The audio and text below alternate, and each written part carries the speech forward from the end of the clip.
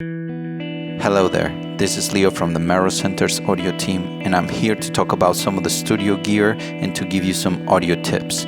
So let's get started. Today I want to talk about XLR cables. XLR cables can be used to connect microphones to preamplifiers. Sometimes they can be used to bring the output of electronic instruments into an audio panel. Sometimes they can even be used for connecting systems outputs to speakers depending on the situation.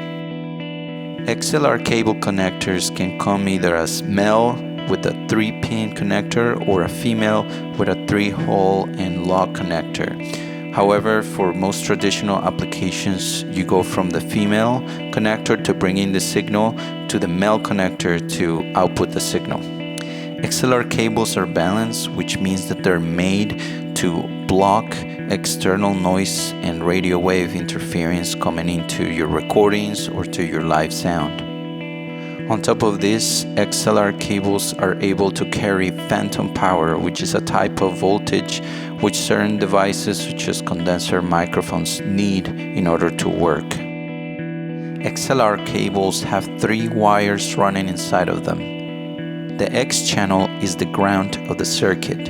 The L channel is carrying the original signal and sometimes phantom power. The R channel is carrying the original signal but with an inverted polarity, and it is also able to carry phantom power through the circuit.